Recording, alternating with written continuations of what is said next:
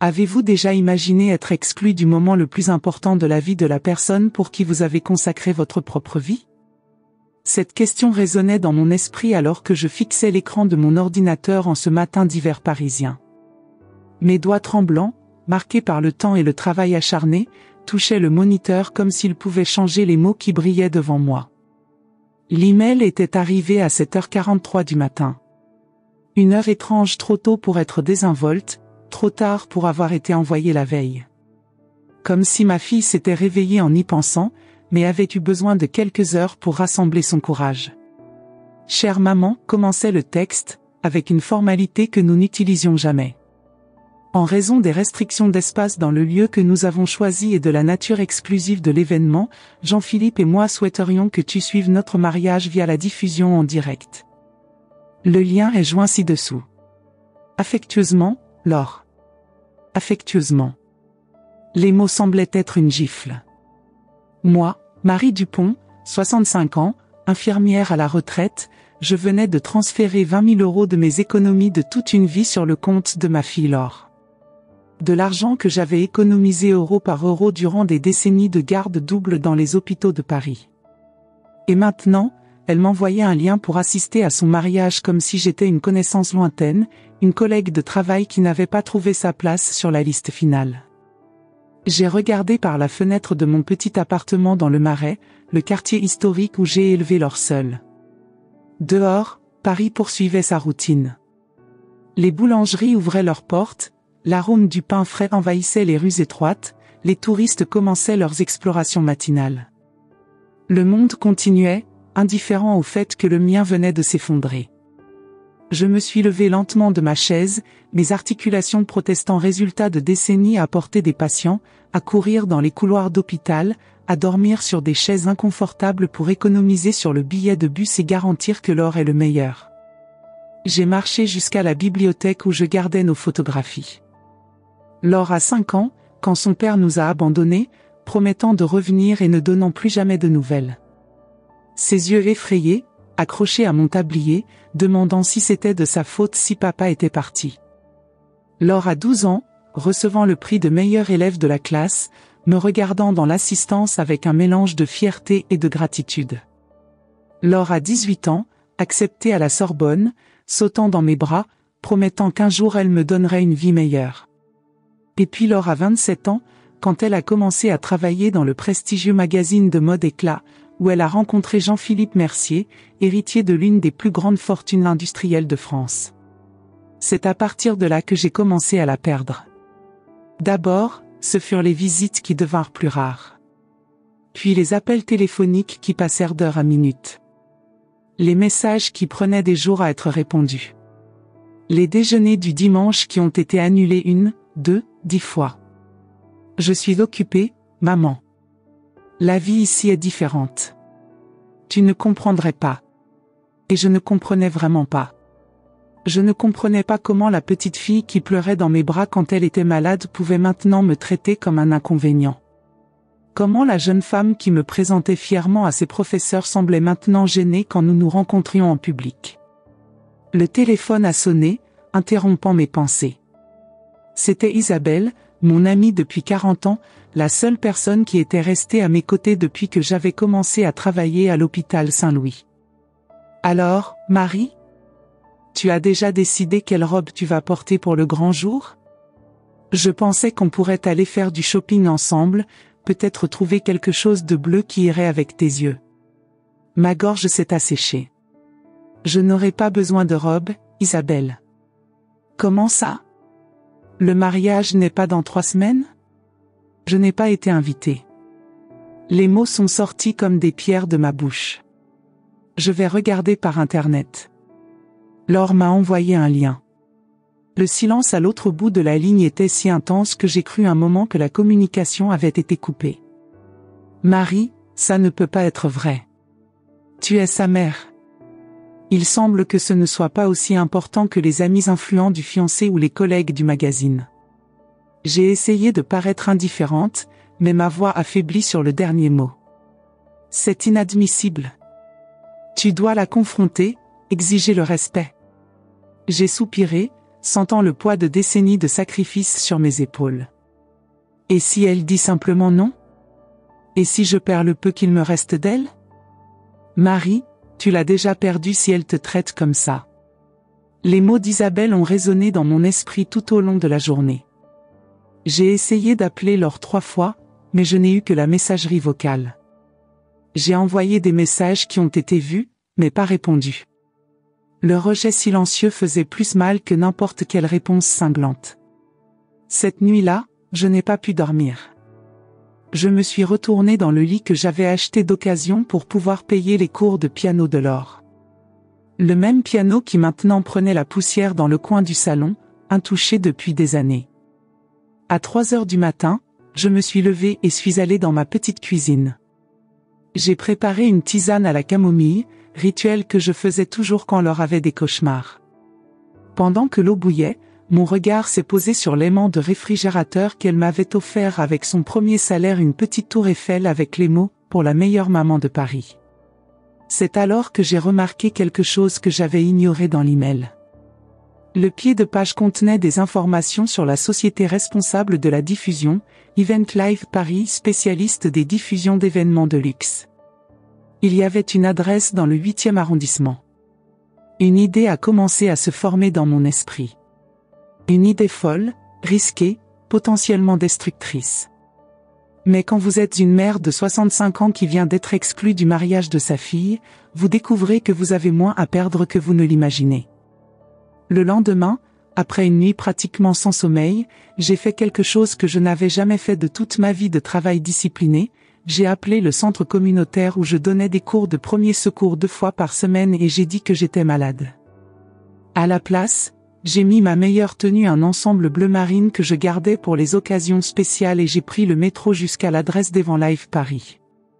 C'était un bâtiment élégant avec une façade en verre réfléchissant, le genre d'endroit où je me serais normalement senti déplacé. Mais ce jour-là, il y avait une détermination dans mes pas qui m'a surprise moi-même.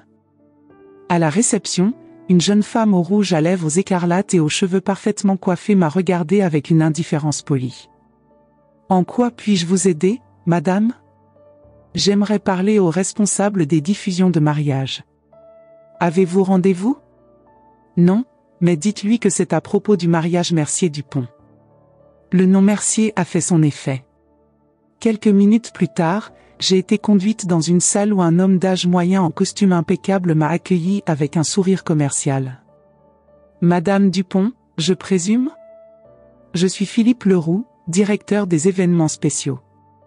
En quoi puis-je vous être utile ? » Je me suis assise sur la chaise en cuir devant lui, mon cœur battant fort, mais ma voix étonnamment ferme. « Je suis la mère de la mariée, Marie Dupont. »« Ah, oui. On nous a informé que vous suivriez la cérémonie à distance. »« Non, monsieur Leroux. Je suis ici pour vous informer qu'il y a eu un changement de plan. » Il a haussé les sourcils, légèrement confus. « Un changement ? Je n'ai reçu aucune communication des organisateurs. » Je me suis penchée en avant, soutenant son regard. « C'est parce qu'ils ne le savent pas encore. Mais j'ai besoin de votre aide pour quelque chose de très important. » Avant qu'il ne puisse répondre, la porte derrière moi s'est ouverte. Une voix familière a rempli la pièce. « Maman ? Qu'est-ce que tu fais ici ? » Je me suis tournée lentement. Laure se tenait dans l'embrasure de la porte, vêtue d'un élégant ensemble Chanel, son expression oscillant entre surprise et embarras. À ses côtés, un homme grand et bien habillé que j'ai reconnu sur les photos comme étant Jean-Philippe. « Je suis venu vérifier comment fonctionne ce système de diffusion, ai-je répondu calmement. Puisque c'est comme ça que je verrai ma fille unique se marier. » Le silence qui a suivi était si dense qu'on aurait pu le couper au couteau. Jean-Philippe a eu la décence de paraître mal à l'aise. Laure a pâli, puis rougi. « Pouvons-nous parler en privé, maman ? » Je l'ai suivie dans une salle adjacente, un espace de réunion minimaliste avec vue sur la tour Eiffel au loin. Dès que la porte s'est fermée, elle s'est tournée vers moi, sa voix un mélange d'irritation et d'embarras. « Qu'est-ce que tu fais ? C'est totalement inapproprié. » « Inapproprié ? Ce qui est inapproprié, Laure, c'est d'exclure ta mère de ton mariage et puis de me trouver en train d'essayer de parler avec la société de diffusion. Elle a passé sa main dans ses cheveux parfaitement coiffés, un geste que je reconnaissais de l'époque où elle était adolescente et savait qu'elle avait tort, mais ne voulait pas l'admettre. Maman, je t'ai déjà expliqué la situation. L'espace est limité, nous avons beaucoup d'invités importants. Plus importants que la personne qui t'a donné la vie ? Qui a travaillé à 2 emplois pour payer ton éducation ? Qui vient de te donner 20 000 € pour ce mariage ? Ses traits se sont durcis. Tu vas toujours me jeter ça à la figure, n'est-ce pas ? Combien tu t'es sacrifié pour moi ? Il ne s'agit pas de sacrifice, Laure. Il s'agit de respect. Basique, simple respect. Elle a détourné le regard, le fixant sur la vue de la ville. Les parents de Jean-Philippe amènent des personnes très influentes. Des ministres, des célébrités, des gens qui peuvent propulser nos carrières. Comprends, maman, ce n'est pas seulement un mariage, c'est une opportunité sociale. Et moi, je suis quoi dans cette équation ? Un embarras ? L'infirmière à la retraite qui ne sait pas quelle fourchette utiliser au dîner ? Son expression m'a donné la réponse que je redoutais. Ça faisait plus mal que n'importe quel mot aurait pu le faire. Je pensais t'avoir mieux élevé que ça, Laure.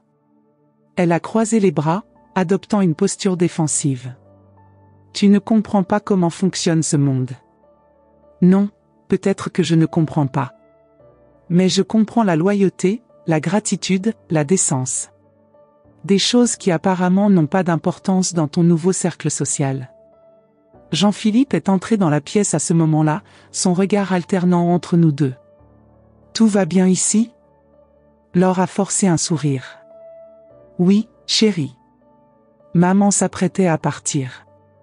J'ai regardé ma fille pendant un long moment. Je voulais dire tant de choses. Je voulais lui rappeler quand elle était malade et que je passais des nuits sans dormir à côté de son lit. Des fois où j'ai sauté des repas pour qu'elle puisse avoir de nouvelles fournitures scolaires. Des larmes que j'ai essuyées, des rêves que j'ai encouragés, de l'amour inconditionnel que je lui ai consacré pendant 29 ans. Au lieu de cela, j'ai simplement dit, oui, je m'en vais. Mais cette conversation n'est pas terminée, Laure. Je suis sortie du bâtiment le cœur lourd, mais avec une détermination renouvelée. Sur le chemin du métro, je suis passée devant un café où j'avais l'habitude d'emmener Laure le dimanche quand elle était petite. Je suis entrée, j'ai commandé un expresso, tout en observant les Parisiens pressés passer devant la fenêtre, j'ai pris une décision. J'ai sorti mon téléphone de ma poche et cherché un numéro que je n'avais pas utilisé depuis des années. Le nom sur l'écran m'a rappelé des souvenirs d'une époque plus simple, André Moreau. Il avait été mon patient il y a presque une décennie, quand il avait subi un grave accident de voiture. J'avais passé 3 semaines à m'occuper de lui aux soins intensifs, bien au-delà de mes obligations professionnelles. À l'époque, il n'était qu'un producteur de télévision en pleine ascension. Maintenant, il était le directeur de la plus grande chaîne de France. Il m'a toujours dit que je pourrais lui rendre l'appareil un jour, ai-je murmuré pour moi-même en appuyant sur le bouton d'appel. Eh bien, André, ce jour est arrivé. Quand il a répondu et reconnu ma voix, j'ai ressenti une vague de soulagement. Quand je lui ai expliqué ma situation et ce dont j'avais besoin, son enthousiasme m'a surprise. Marie, ce n'est pas seulement un service, c'est l'histoire de l'année.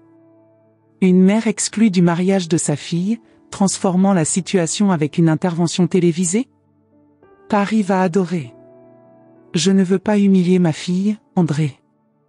Je veux juste qu'elle comprenne. Et elle comprendra, Marie. Toute la France comprendra.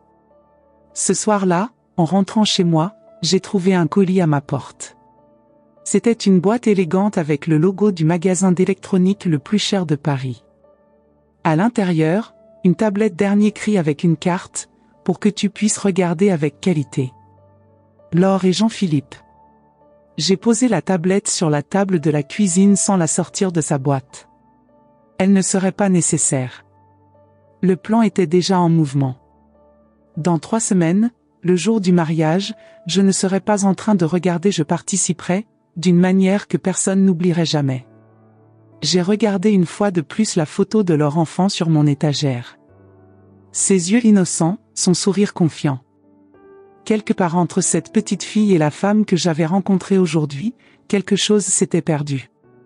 Mais j'étais déterminée à le retrouver, même si pour cela je devais ébranler les fondations du monde qu'elle s'était construit. « Prépare-toi, Paris » ai-je murmuré à la photographie. Cette vieille mère a encore une leçon à enseigner. Pouvez-vous imaginer ce que c'est d'être mise de côté par votre propre fille le jour le plus important de sa vie? Pouvez-vous ressentir la douleur d'une mère qui a tout sacrifié, seulement pour recevoir un lien Internet en récompense? Dans le prochain chapitre, vous verrez comment j'ai transformé ma douleur en un plan qui ébranlerait la haute société parisienne. Que se passe-t-il quand une simple infirmière à la retraite décide d'affronter le monde des riches et célèbres avec rien d'autre que la vérité comme arme? Continuez à regarder pour être témoin de comment j'ai préparé, étape par étape, l'intervention qui ferait retenir son souffle à tout Paris. Ne manquez pas le moment où j'ai décidé que parfois, l'amour d'une mère doit être douloureusement honnête. 3 semaines avant le mariage. 21 jours pour transformer ma douleur en quelque chose qui pourrait éveiller non seulement la conscience de ma fille, mais aussi celle d'une société entière qui semblait avoir oublié le sens du mot « famille ». L'appartement qui me paraissait auparavant un refuge tranquille s'était transformé en un centre d'opération. Sur le mur du salon, j'avais collé un grand calendrier où j'avais marqué chaque étape de mon plan. Sur la table de la cuisine, j'avais étalé des notes, des scénarios et des listes. Dans un coin, la tablette que Laure m'avait envoyée restait intacte dans sa boîte, comme un rappel silencieux de l'enjeu. Le lendemain matin de ma rencontre avec André Moreau, j'ai reçu la visite de Camille Joubert, la journaliste qu'il avait désignée pour mon histoire. Une jeune femme, peut-être dans la trentaine, avec des yeux perspicaces qui semblaient voir au-delà des apparences. « Madame Dupont » m'a-t-elle saluée avec une poignée de main ferme, « votre histoire a profondément touché le cœur de tous à la rédaction. André est rarement aussi enthousiaste pour un projet. » Je lui ai offert un café et nous nous sommes assises à la table de la cuisine, cette même table où Laure faisait ses devoirs, où nous avions célébré ses anniversaires, où nous avions planifié ses rêves. Je tiens à préciser une chose dès le départ, mademoiselle Joubert. Je ne fais pas cela par vengeance ou pour humilier ma fille. Je le fais parce que je crois qu'elle perd quelque chose de précieux dans sa quête de statut social. Camille a hoché la tête, ses yeux ne quittant jamais les miens. Et qu'est-ce que c'est, Madame Dupont? L'authenticité. La gratitude. La compréhension que les liens familiaux sont plus précieux que n'importe quelle liste d'invités VIP. J'ai fait une pause, cherchant les mots justes. Quand nous élevons nos enfants, nous n'attendons pas de paiement ou de gratitude éternelle. Mais nous attendons, au minimum, du respect. Elle a pris des notes pendant que je parlais, acquiesçant occasionnellement. Et comment imaginez-vous exactement cette intervention? Je me suis levée et me suis approchée de la fenêtre. Dehors, Paris s'éveillait sous une fine bruine, typique de la fin de l'hiver. Les toits de zinc brillaient sous la lumière pâle, les cheminées dégageaient une fumée qui se dissolvait dans l'air gris. Le mariage sera diffusé en direct par Event Live Paris, une entreprise spécialisée dans les événements de luxe. André a déjà confirmé que nous pouvons intercepter le signal. Au moment exact où le prêtre demandera si quelqu'un s'oppose à l'union, vous couperez vers moi, en direct, directement du studio de TV Paris. Et que direz-vous à ce moment-là, madame? Je me suis retournée pour la regarder. La vérité. Simplement la vérité. Dans les jours qui ont suivi, mon petit appartement a vu défiler un cortège de personnes entrant et sortant. Des producteurs discutant du timing parfait. Des techniciens vérifiant l'éclairage idéal. Des maquilleurs testant le look que je porterais ce jour-là. C'était comme si moi, Marie Dupont, infirmière retraitée de 65 ans, j'étais soudainement devenue le centre d'une production cinématographique. Pendant ce temps, je continuais à recevoir des messages sporadiques de Laure, des détails sur la décoration, le menu, les invités illustres qui seraient présents. Dans chaque message, elle semblait plus distante, comme si elle écrivait à une connaissance lointaine et non à la femme qui avait tenu sa main lors de ses premiers pas. 10 jours avant le mariage, j'ai reçu un appel téléphonique inattendu. C'était Jean-Philippe, le fiancé que je connaissais à peine. Madame Dupont? J'espère ne pas vous déranger. Sa voix était polie, avec cet accent particulier de ceux qui ont fréquenté les meilleures écoles de France. Instinctivement, j'ai redressé ma posture, comme s'il pouvait me voir à travers le téléphone. Pas du tout, Jean-Philippe. En quoi puis-je vous aider? Il y a eu une petite hésitation avant qu'il ne continue. J'ai réfléchi à la situation. Je voudrais que vous sachiez que ce n'était pas mon intention de vous exclure d'un moment si important. Mais c'est pourtant ce qui se passe, ai-je répondu, gardant ma voix neutre. Les circonstances sont compliquées. Mes parents ont des attentes très spécifiques concernant cet événement. Des personnes très influentes seront présentes, des personnes qui peuvent déterminer l'avenir de nos carrières. Je comprends. Et une infirmière retraitée ne cadre pas avec ce tableau. Un autre silence, plus long cette fois. Ce n'est pas si simple. En fait, Jean-Philippe, c'est exactement aussi simple que cela. Vous et Laure avez choisi d'impressionner des étrangers plutôt que d'honorer la famille. C'est la définition même de la simplicité. Il a soupiré, et pendant un moment, il a semblé plus jeune, moins sûr de lui. Puis-je vous demander quelque chose, Madame Dupont? Si vous étiez à la place de Laure, que feriez-vous? La question m'a prise au dépourvu. Pendant un instant, j'ai envisagé de mentir, de dire quelque chose de diplomatique. Mais l'heure de la diplomatie était passée. Je dirais à mes futurs beaux-parents que soit ma mère est présente, assise au premier rang, soit il n'y aura pas de mariage. Et s'ils ne pouvaient pas accepter cela, je me demanderais dans quel type de famille je m'apprêtais à entrer. Même si cela signifiait perdre des opportunités importantes? Des connexions précieuses? Surtout dans ce cas. Parce que toute opportunité construite sur l'exclusion de ceux qu'on aime ne vaut pas la peine. La ligne est restée silencieuse si longtemps que j'ai cru qu'il avait raccroché. Finalement, sa voix est revenue, plus formelle. Je vous remercie pour votre franchise, Madame Dupont. J'espère que, indépendamment des circonstances, nous pourrons maintenir une relation cordiale à l'avenir. Cela dépendra entièrement des choix que vous ferez maintenant, Jean-Philippe. Après avoir raccroché, j'ai regardé le téléphone pendant un long moment. Il y avait quelque chose dans sa voix, une hésitation, un doute qui m'a donné un petit espoir. Mais pas assez pour abandonner mon plan. La semaine suivante, la préparation s'est intensifiée. André a insisté pour que je travaille avec un coach en communication pour peaufiner mon discours.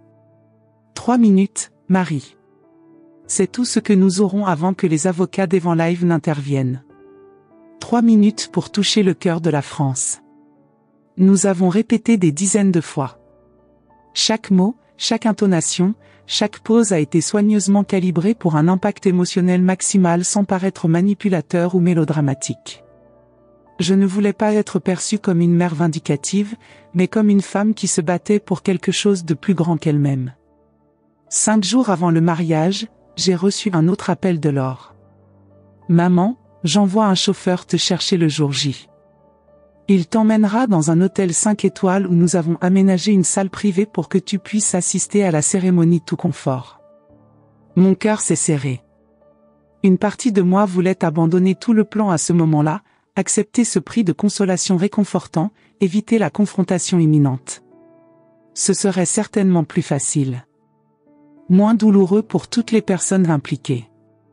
Mais alors je me suis souvenu de l'enveloppe avec le lien, de la facilité avec laquelle j'avais été écartée, de comment elle n'avait même pas eu le courage de me le dire en personne. Merci, ma chérie. Ce sera merveilleux. Le chauffeur arrivera à 13h. La cérémonie commence à 14h30. Je serai prête. Après avoir raccroché, j'ai regardé Camille, qui révisait le scénario du jour sur mon canapé. Êtes-vous sûre de cela, Marie? Nous pouvons encore tout annuler. Je me suis dirigée vers l'étagère et j'ai pris une vieille photographie.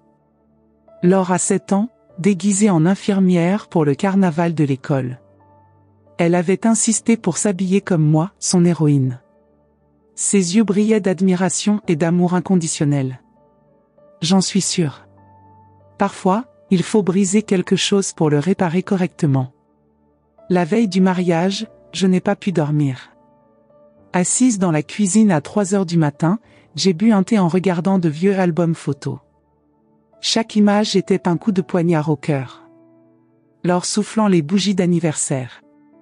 Laure avec son diplôme du lycée.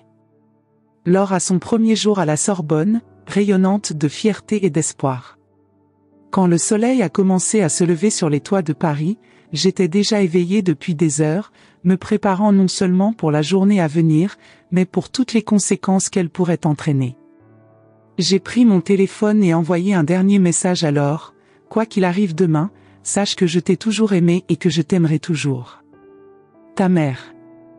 Puis, j'ai mis le téléphone en mode silencieux et me suis préparée pour le rôle le plus important de ma vie. La nuit est tombée sur Paris, ma dernière nuit d'anonymat. Demain, pour le meilleur ou pour le pire, mon nom et mon visage seraient sur tous les écrans, dans toutes les conversations. L'infirmière retraitée qui avait osé défier le monde des privilèges et des apparences. Alors que je me couchais, j'ai regardé une dernière fois la photographie de leur enfant que je gardais sur ma table de chevet. Ses yeux innocents semblaient me demander si je savais ce que je faisais. Oui, ma fille, ai-je chuchoté à la photo. Et un jour, tu comprendras aussi. Le jour du mariage s'est levé avec un ciel impeccablement bleu sur Paris, comme si la nature elle-même conspirait pour créer le décor parfait pour l'événement social de l'année et pour mon intervention. Je me suis réveillée à 6 heures, après une nuit agitée de rêves confus où Laure tantôt m'embrassait avec gratitude, tantôt me répudiait avec fureur. J'ai pris un long bain, laissant l'eau chaude détendre mes muscles tendus. J'ai préparé un café fort et me suis assise à la table de la cuisine, observant l'horloge marquer inexorablement le passage du temps. À 9 heures, Camille est arrivée avec la maquilleuse et la costumière. Mon petit appartement s'est transformé en une loge improvisée, avec des lumières portatives, des miroirs et des vêtements soigneusement sélectionnés. Nous voulons que vous paraissiez élégante, mais pas ostentatoire, a expliqué la costumière en me montrant 3 options de robes. Quelque chose qui communique dignité et classe, sans donner l'impression que vous essayez de rivaliser avec le glamour de l'événement. Nous avons choisi une robe bleu marine, simple mais élégante, avec une petite broche en argent, un cadeau de Laure pour mon 60e anniversaire, ironiquement. Mes cheveux gris ont été arrangés en un chignon bas, et le maquillage appliqué avec subtilité, juste pour adoucir les cernes des nuits mal dormies. À 10 heures, comme prévu, la sonnette a retenti. C'était le chauffeur envoyé par Laure, un jeune homme élégant dans un costume impeccable. « Madame Dupont ? Je suis venu vous chercher pour le mariage. » J'ai entrouvert la porte, gardant l'intérieur de l'appartement hors de sa vue. J'ai besoin de plus de temps pour me préparer. Pouvez-vous revenir dans une demi-heure ? Il a paru momentanément confus, mais a hoché la tête poliment. Certainement, madame. Je vous attendrai dans la voiture. Dès qu'il s'est éloigné, j'ai fermé la porte et me suis tournée vers Camille. Nous devons sortir par l'arrière. André nous attend-il déjà ? Elle a vérifié son téléphone. Oui, la camionnette est positionnée rue des Archives, à 2 pâtés de maison d'ici. Rapidement, nous avons mis les derniers détails en ordre. J'ai pris mon sac à main, où je gardais une vieille photo de leur enfant, mon talisman pour ce qui allait suivre. J'ai respiré profondément, essayant de calmer mon cœur qui battait la chamade. Je suis prête. Nous sommes sortis par l'arrière du bâtiment, utilisant un escalier de service rarement emprunté. Nous avons rapidement traversé les 2 pâtés de maison, gardant la tête baissée. La camionnette de TV Paris nous attendait, moteur en marche. Durant le trajet jusqu'au studio, j'ai observé Paris dans sa splendeur printanière.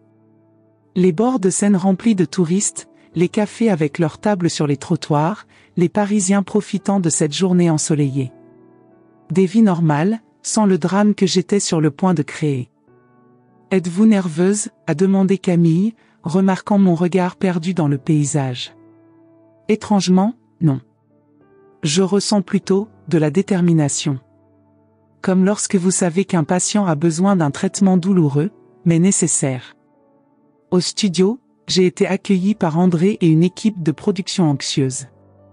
L'atmosphère était celle d'une attente contenue, comme dans les coulisses d'une grande première théâtrale.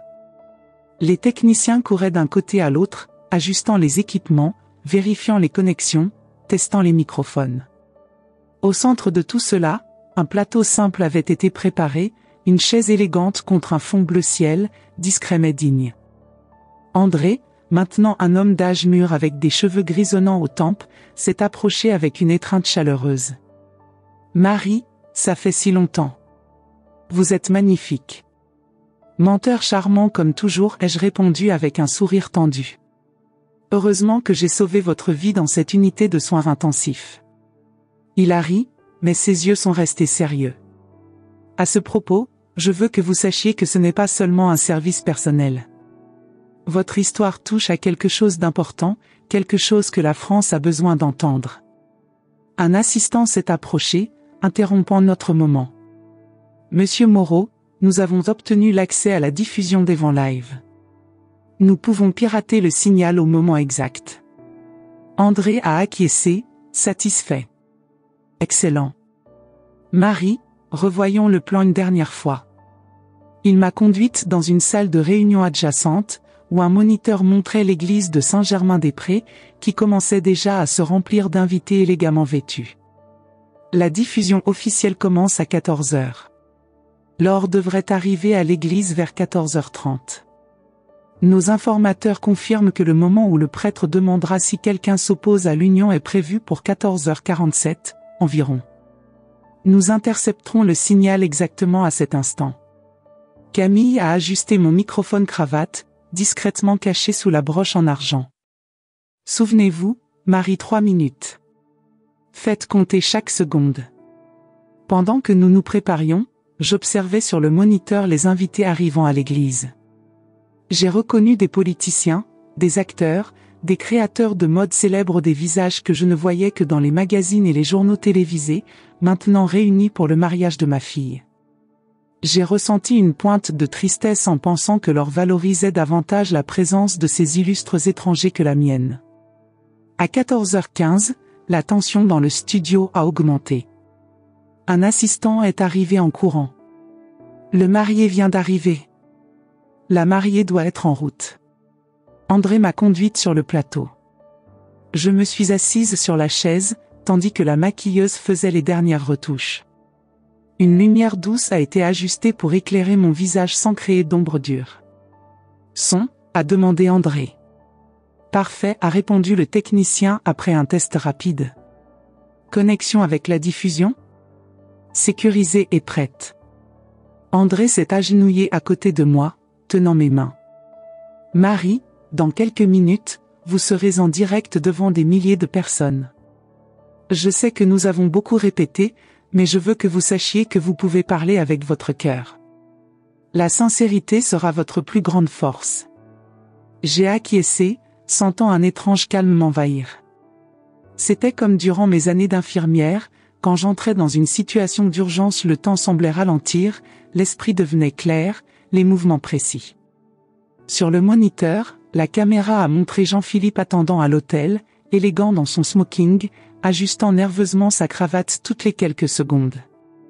Ses parents étaient au premier rang: son père, un homme imposant aux cheveux grisonnants et à la posture militaire, sa mère, une femme mince avec un collier de perles qui semblait peser sur son cou délicat. Et puis, à 14h28, un murmure a parcouru l'église. Les portes se sont ouvertes et, après les demoiselles d'honneur, elle est apparue. Mais alors, mon cœur s'est presque arrêté. Elle était resplendissante dans une robe Dior en pur soie, avec un voile artisanal qui devait coûter plus qu'une année de mon salaire quand je travaillais. Mais ce n'est pas la robe qui m'a ému, c'était son visage. À travers l'écran, même avec le maquillage impeccable et le sourire répété, j'ai pu voir un vide dans ses yeux, une tension dans son sourire. C'était le regard de quelqu'un qui jouait un rôle, qui ne vivait pas un moment de joie authentique. 2 minutes, a annoncé le directeur technique.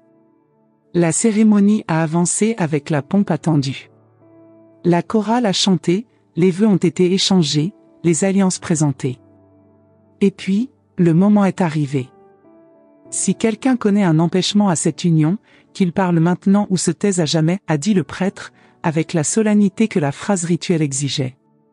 Maintenant, a crié André. Les lumières du studio se sont intensifiées. Sur le moniteur auxiliaire, j'ai vu la diffusion officielle être remplacée par mon image.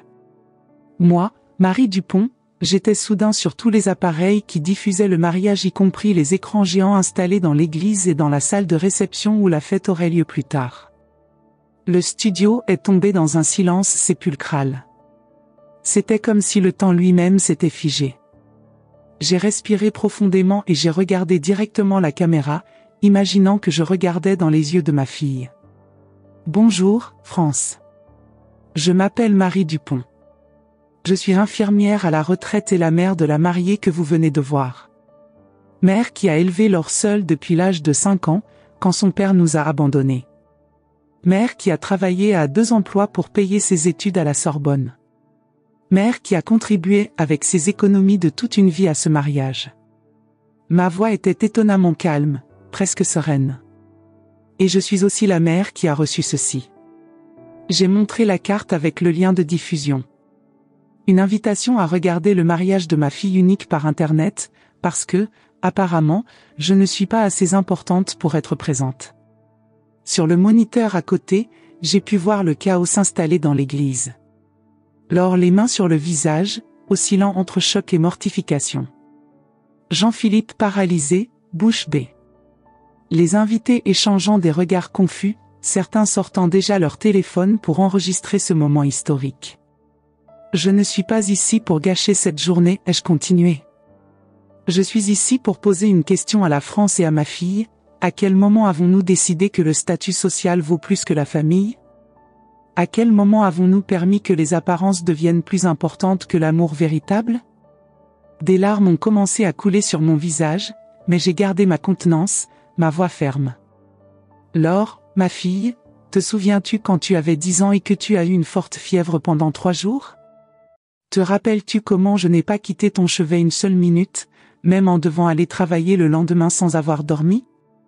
Te souviens-tu quand tu t'es cassé le bras à 14 ans et que j'ai vendu mon seul objet de valeur, la montre de ton grand-père, pour payer le spécialiste qui a garanti que tu n'aurais pas de séquelles?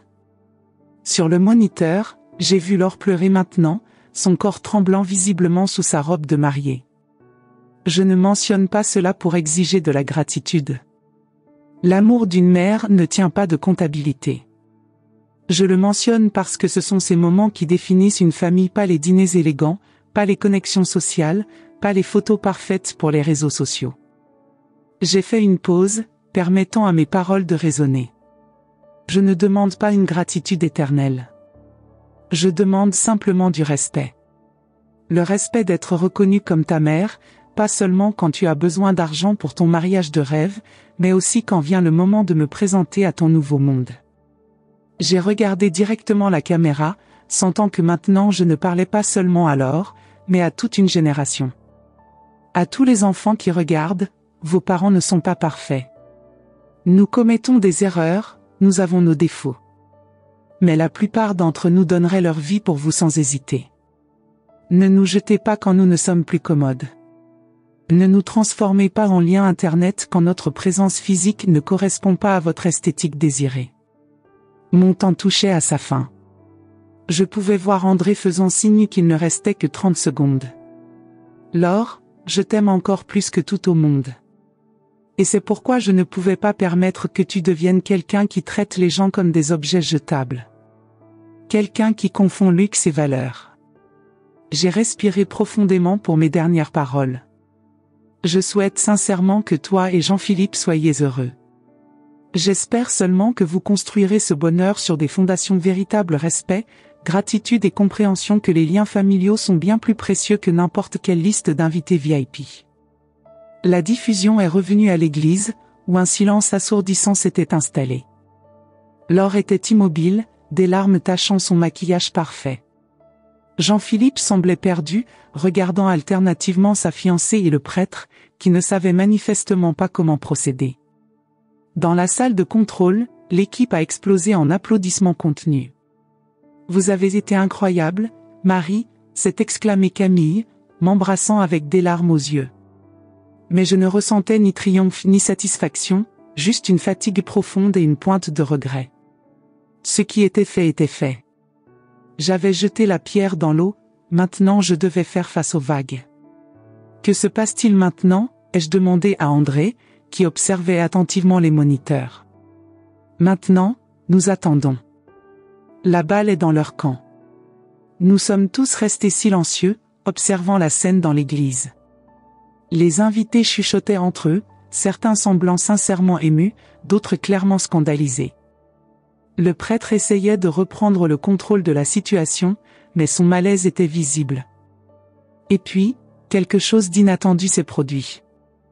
Jean-Philippe s'est approché de Laure et a doucement touché son bras. Ils ont parlé quelques instants, elle pleurant toujours, lui gesticulant avec intensité. Puis, à la surprise générale, il s'est tourné vers les invités et a pris le microphone. « Mesdames et messieurs, je vous demande un moment d'attention. » Le brouhaha a immédiatement cessé. Ce que nous venons de voir était...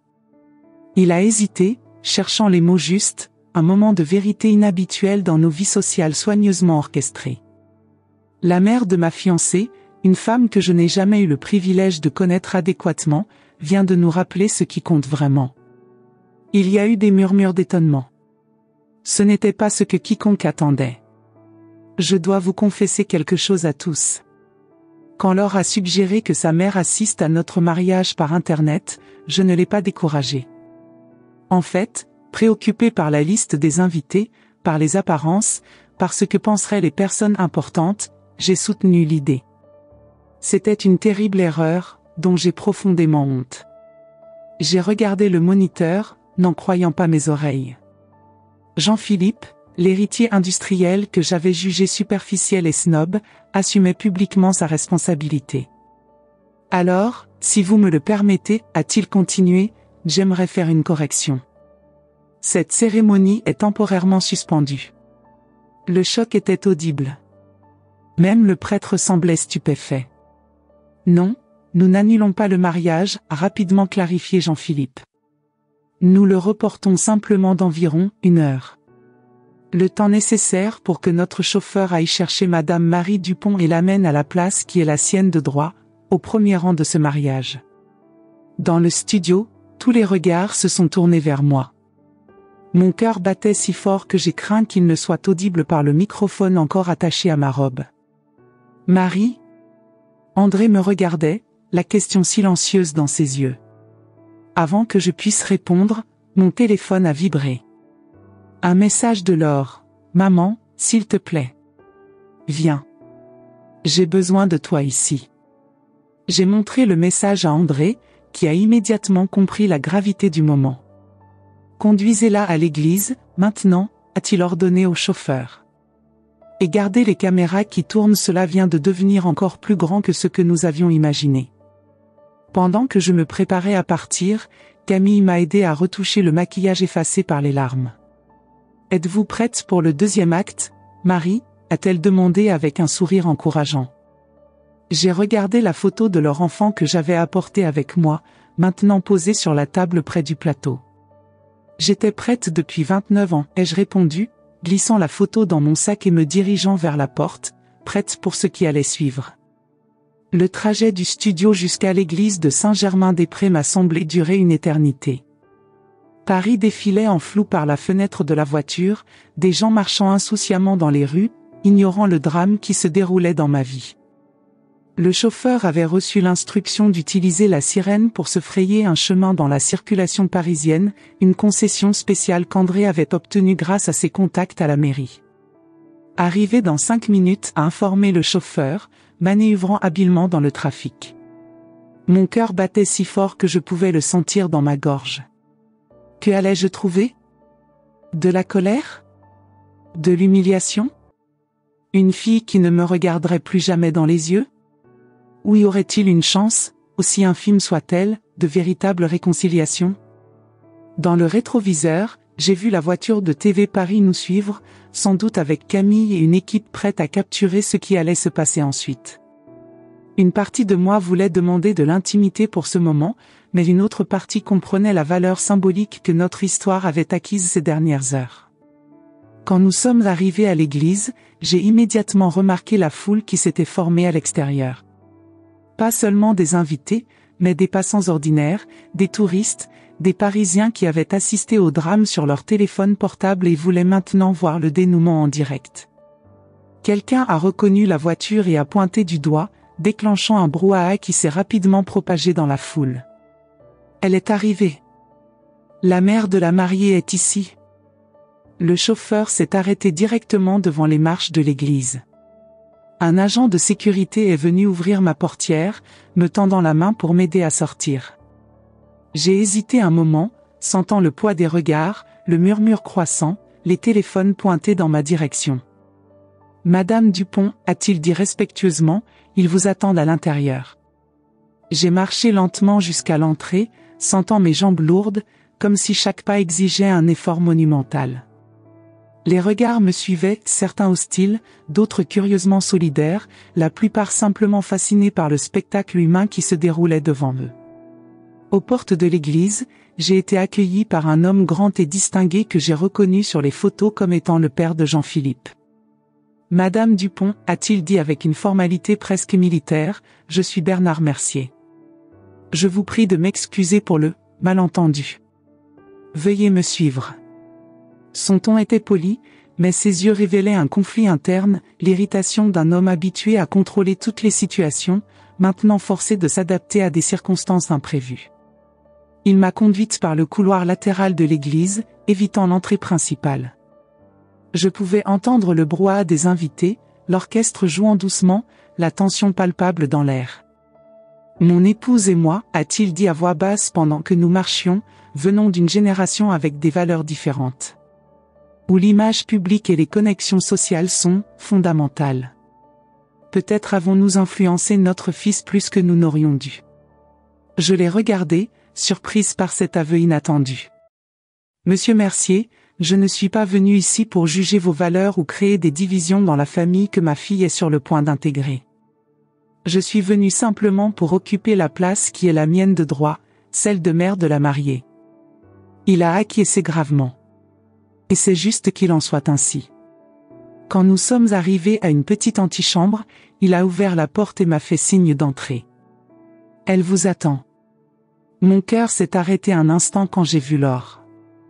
Elle était assise seule, sa robe de mariée élaborée étalée autour d'elle comme une mer blanche de soie et de dentelle. Son voile avait été retiré, son maquillage retouché à la hâte, mais je pouvais encore voir les traces des larmes dans ses yeux gonflés. En me voyant, elle n'a rien dit pendant un long moment. Puis, d'une voix étranglée. « Pourquoi, maman ? Pourquoi faire ça aujourd'hui, comme ça ?» Je me suis approchée avec précaution, comme on s'approche d'un animal blessé. « Parce que j'étais en train de te perdre, Laure. Pas à cause de Jean-Philippe, mais à cause d'un monde où je n'avais pas ma place. Un monde où ta propre mère devient un inconvénient, une note de bas de page dans l'histoire de ta vie. » Je me suis assise à côté d'elle, gardant une distance respectueuse. « As-tu idée de ce que tu viens de faire ?» a-t-elle demandé, sa voix oscillant entre colère et vulnérabilité. Tout Paris a vu. Mes collègues, mes patrons, les amis de Jean-Philippe. Oui, ai-je répondu calmement. Tout Paris a vu une mère qui a refusé d'être invisible. Qui a refusé de faire semblant que ça ne faisait pas mal d'être exclue du jour le plus important de la vie de sa fille. Tu aurais pu me dire comment tu te sentais. Tu aurais pu m'appeler, insister. J'ai essayé, Laure. J'ai appelé plusieurs fois, envoyé des messages. Tu m'as donné des réponses évasives, des excuses génériques.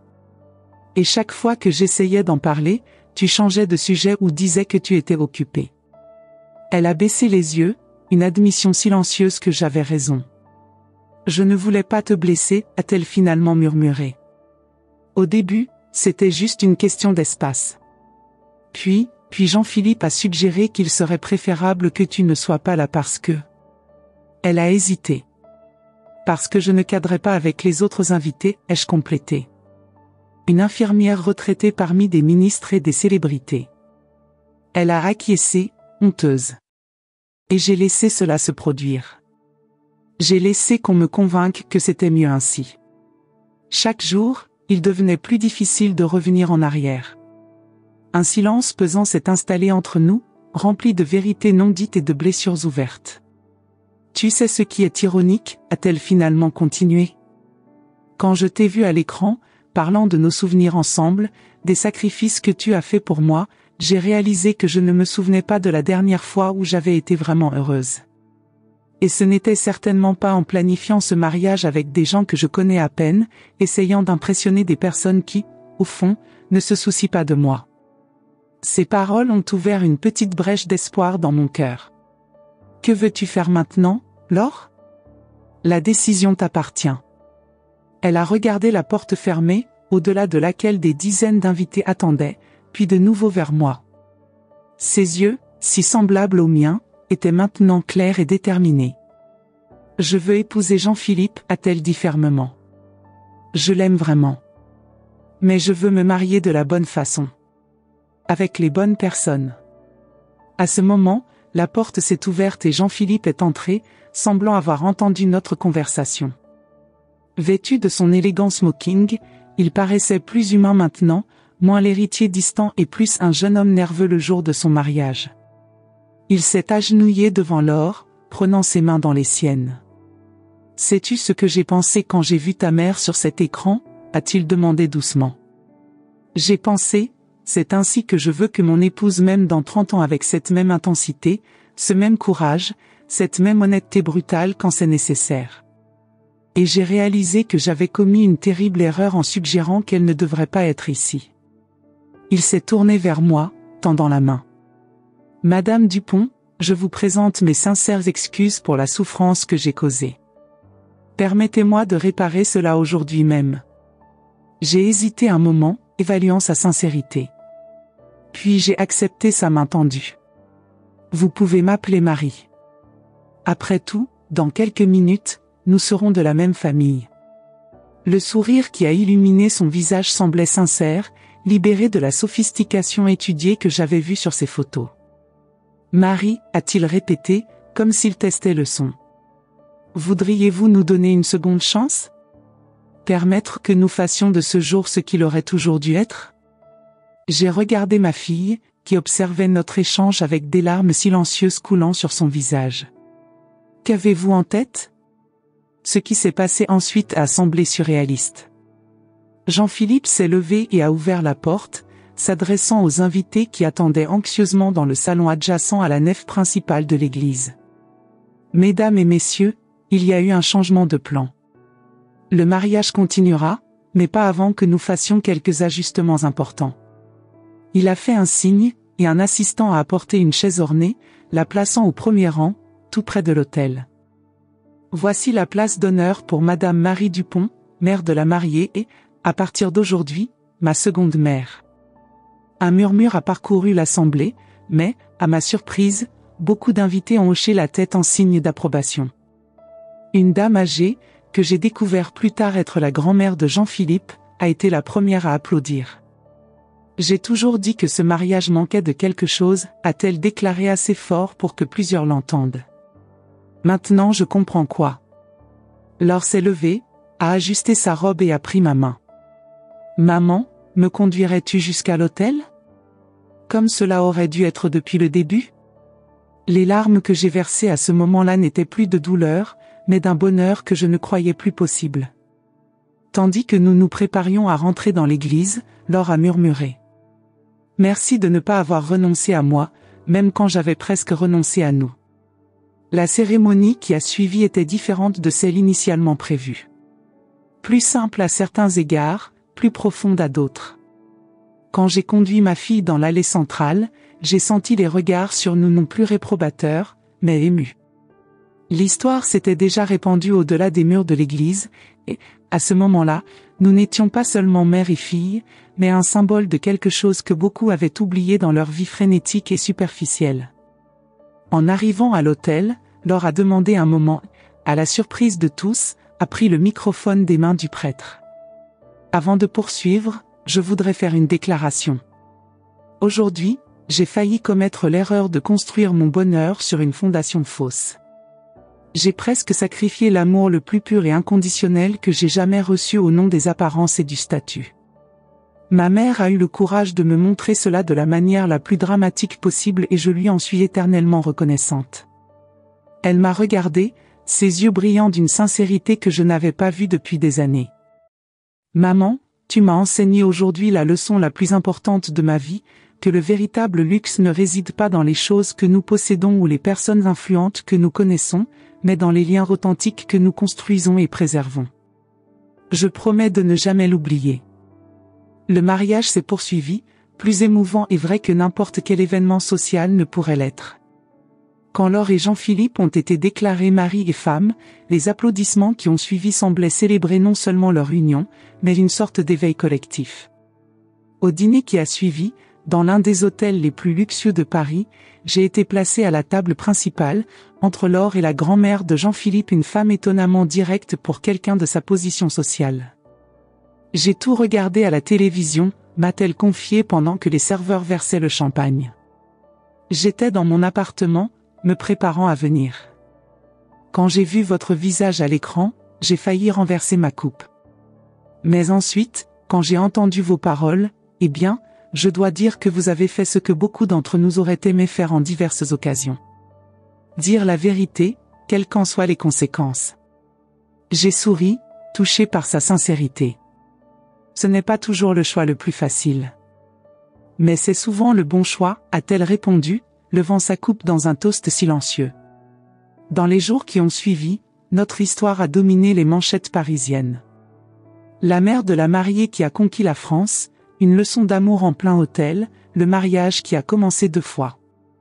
J'ai reçu des centaines de messages de mères et de pères qui se sont identifiés à ma situation, d'enfants qui ont promis d'appeler leurs parents ce soir-là. 1 mois plus tard, quand Laure et Jean-Philippe sont revenus de leur lune de miel en Polynésie française, ils m'ont invité à dîner dans leur nouvel appartement avec vue sur le jardin du Luxembourg. C'était un endroit magnifique, décoré avec une élégance discrète, mais j'ai remarqué avec plaisir qu'au milieu de pièces de design coûteuses, il y avait les photographies de famille que j'avais gardées pendant tant d'années leur enfant, nous 2 au parc, des moments simples qui occupaient maintenant une place de choix dans sa nouvelle vie. Pendant le dessert, ma fille a posé une petite boîte devant moi. « Qu'est-ce que c'est ?» ai-je demandé, intrigué. « Ouvre » a-t-elle souri. À l'intérieur, j'ai trouvé une clé. « C'est pour la chambre d'amis » a expliqué Jean-Philippe. « Qui est, en réalité, ta chambre permanente ici. Nous voulons que tu fasses partie de notre vie quotidienne, Marie.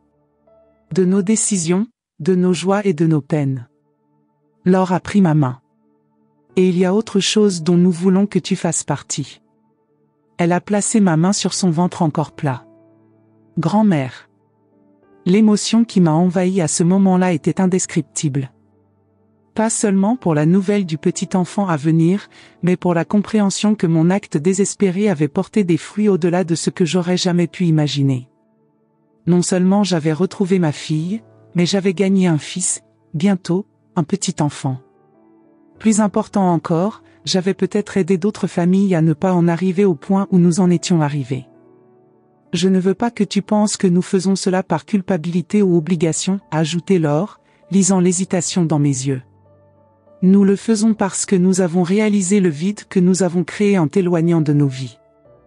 Et parce que nous t'aimons. C'est aussi simple que cela. Ce soir-là, en rentrant à mon appartement sous le ciel étoilé de Paris, j'ai réfléchi au voyage extraordinaire des dernières semaines. Cela avait commencé par la douleur et le rejet, avec un email froid qui avait brisé mon cœur. Et maintenant, me voilà, sur le point de devenir grand-mère, reconnectée avec ma fille d'une façon que je n'osais pas espérer il y a à peine 1 mois. Parfois, il faut du courage pour briser quelque chose qui va dans la mauvaise direction. Il faut de l'amour pour risquer de tout perdre dans l'espoir de gagner quelque chose de vrai. Et, par-dessus tout, il faut la sagesse de reconnaître quand une relation a besoin non pas de paroles gentilles et de compromis polis, mais d'un séisme émotionnel qui ébranle ses propres fondations. Le lendemain, j'ai reçu un appel d'André. L'impact de notre histoire avait dépassé toutes les attentes.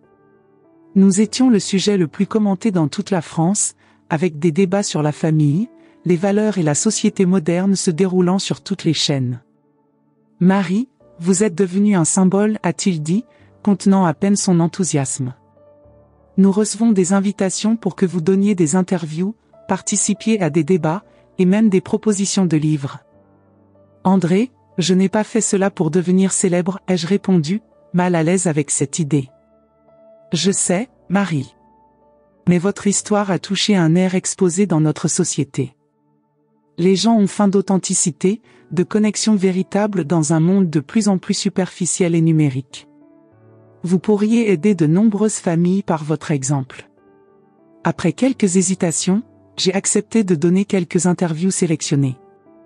Non par vanité ou désir de célébrité, mais parce que je croyais que notre histoire pourrait, en effet, faire une différence dans la vie d'autres personnes.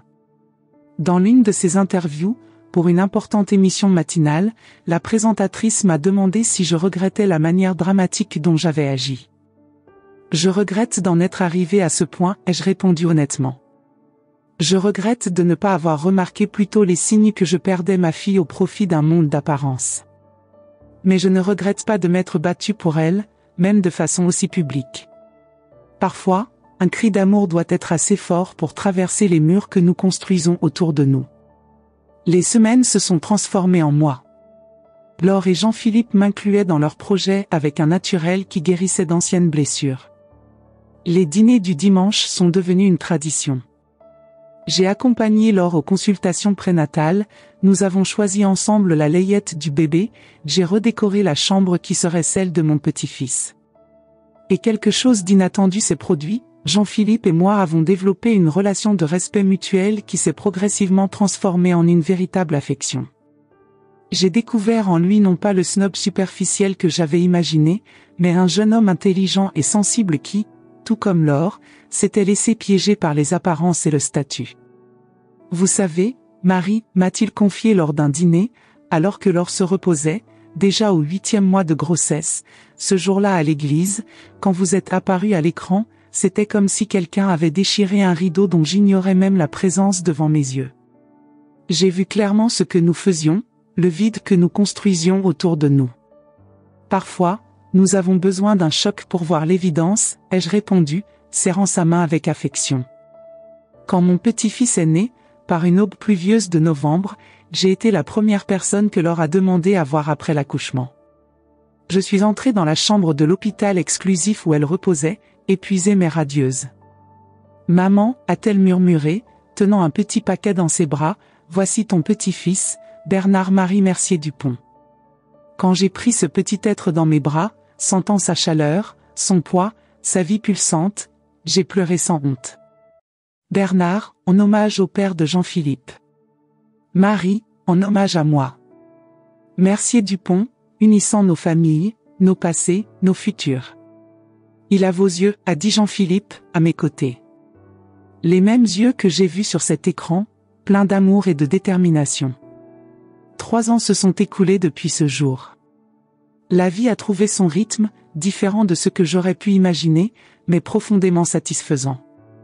Mon appartement dans le Marais reste mon foyer principal, mais je passe au moins 3 jours par semaine dans l'appartement de Laure et Jean-Philippe, maintenant plus spacieux pour accueillir non seulement Bernard, mais aussi la petite Isabelle, arrivée 18 mois après son frère.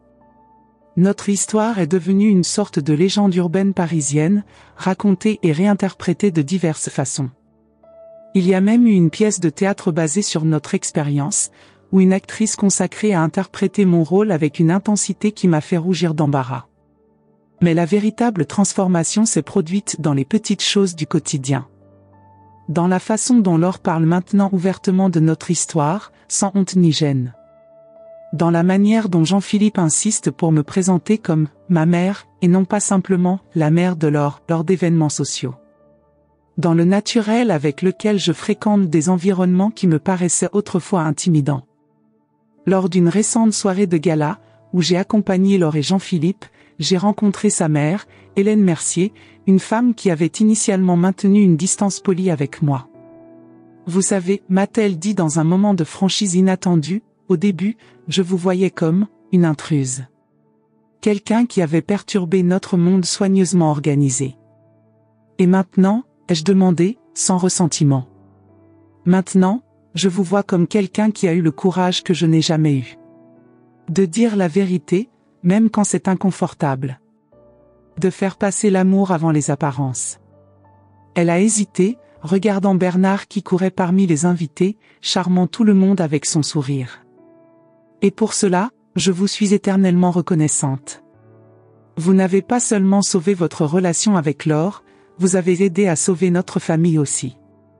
Ce matin, je me suis réveillée au son du téléphone. C'était Bernard, mon petit-fils de 3 ans, faisant son appel matinal rituel. Mamie Marie. Tu viens aujourd'hui? Papa va faire des crêpes. Bien sûr, mon amour. Mamie ne manquerait jamais les crêpes de papa.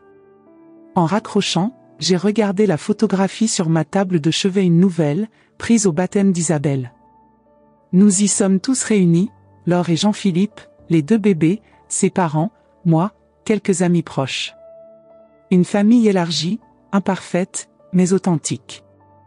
Et j'ai pensé à quel point le chemin que la vie nous fait prendre est étrange.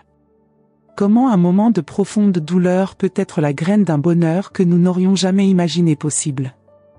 Comment parfois nous devons tout risquer pour récupérer ce qui compte vraiment. Aujourd'hui, quand je vois mon petit-fils courir dans la maison en appelant « Mamie Marie », je sais que cela en valait la peine. Chaque larme, chaque moment d'incertitude, chaque risque. Parce que parfois, l'amour a besoin d'un geste dramatique pour rappeler à tous ce qui compte vraiment. Et s'il y a une chose que j'ai apprise cet après-midi-là à Paris, c'est qu'il n'est jamais, jamais trop tard pour reconquérir ce qui est véritablement vôtre. Cette histoire que je viens de partager avec vous n'est pas seulement la mienne. Combien d'entre vous ont été mis de côté par leurs enfants? Sentez-vous cette douleur silencieuse quand votre place à table se transforme en appel vidéo occasionnel? J'ai osé dire non à l'invisibilité. Et vous? Partagez votre expérience dans les commentaires, vous n'êtes pas seul. Si mon courage a résonné en vous, abonnez-vous pour plus d'histoires qui donnent une voix à notre génération. Nous méritons d'être vus, entendus, respectés. Ensemble, rappelons à nos enfants que l'amour n'est pas un luxe qu'on peut mettre de côté.